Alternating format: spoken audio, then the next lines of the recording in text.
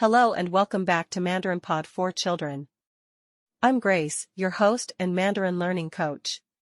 To protect speakers' privacy and enhance audio quality, some or all voices in this episode are created with AI assistance. The content is inspired by real-life classroom experiences of the eChineseLearning teaching team. Today we're tackling one of the toughest questions for non-Chinese-speaking families. If no one around us speaks Mandarin, can my child still succeed? Maybe you live in a small town, or maybe your social circle simply doesn't include Mandarin speakers. You look around and think, what's the point? We have no community, no relatives, no environment. Joining me today is Carlos, a father originally from Spain who now lives in Canada with his wife and 7-year-old daughter, Sofia. They want Sofia to learn Mandarin, but there's literally no Mandarin-speaking community nearby.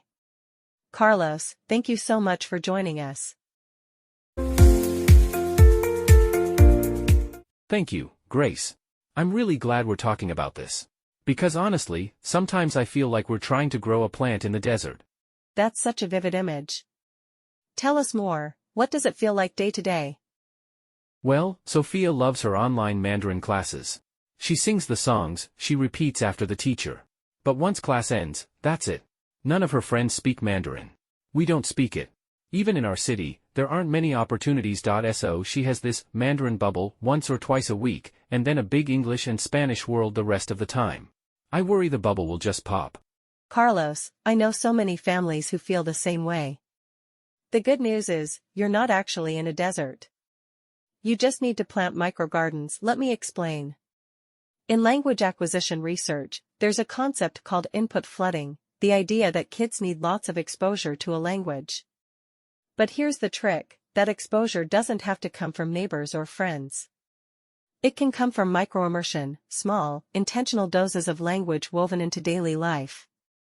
And yes, with consistency, kids in non-Chinese environments can absolutely succeed. Carlos, before I share strategies, can I ask, what have you tried so far at home? Mostly just reminders. Like, what word did you learn today? Or, can you say this in Mandarin? Sometimes we play a song on YouTube. But it doesn't feel enough. Honestly, I feel guilty, like we're failing her by not giving her the right environment. First, let's clear away that guilt. Language isn't about geography. It's about consistency. There are kids in China who struggle with Mandarin because their environment doesn't support them emotionally. And there are kids abroad who succeed because their families create a nurturing micro-immersion. So please know, you are not failing, Sofia.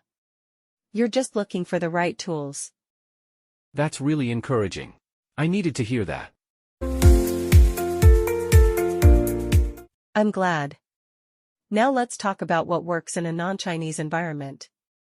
Strategy 1. Create Mandarin islands in your week. These are short, predictable moments where Mandarin is the default. For example, every Saturday morning you watch one Mandarin cartoon together. Or every Tuesday dinner, you try to say at least 3 words in Mandarin. Islands give kids something to look forward to. Strategy 2. Pair Mandarin with family bonding. If Mandarin is tied to togetherness, kids want to come back. For instance, bake cookies while listening to Mandarin songs. Or play board games where you use a few Mandarin words. It's not about accuracy, it's about connection. Strategy 3. Use technology as a bridge, not a crutch. Online classes are great, but don't stop there. Use short videos, apps, or audiobooks. The key is to interact with them together. If Sofia listens to a story, you can ask, what happened, even in English. The point is showing interest, not checking accuracy. Strategy 4. Bring Mandarin into your routines. Label objects in your house with sticky notes. Say a word while brushing teeth or packing lunch. Routines make the language real, not abstract.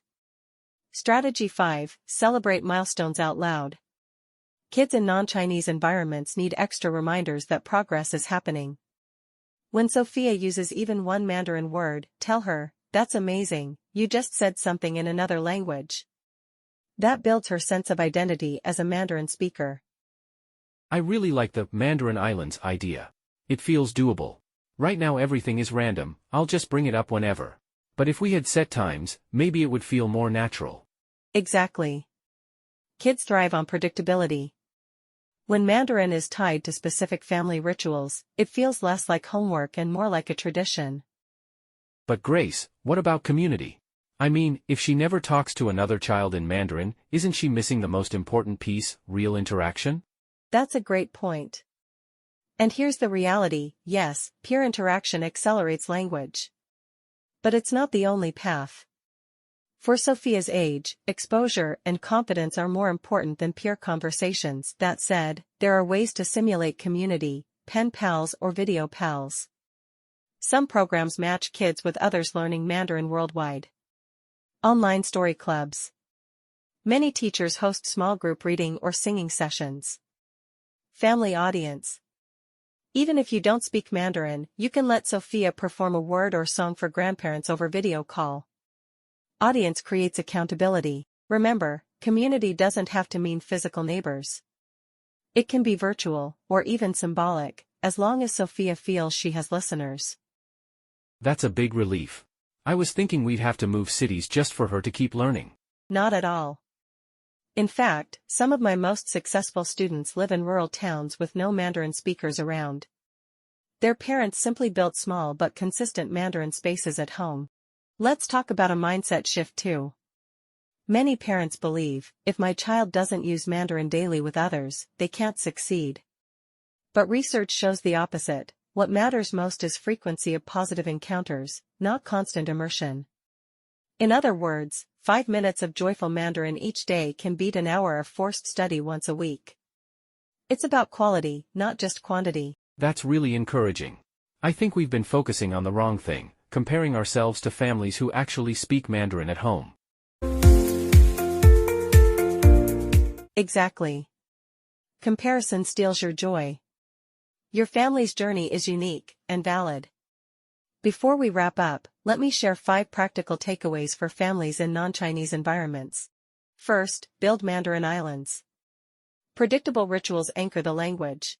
Second, pair Mandarin with bonding. Connection drives motivation. Third, leverage technology together.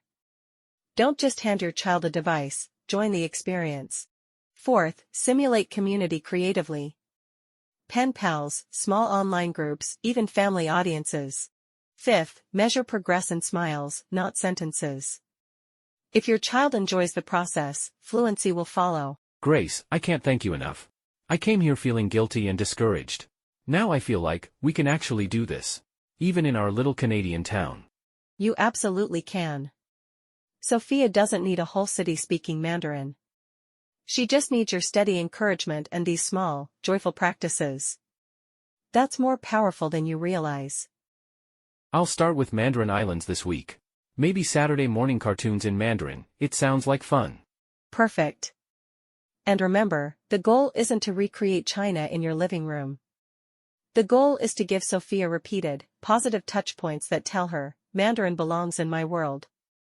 So, for every parent listening, if your child is learning Mandarin but your community doesn't support it, don't give up.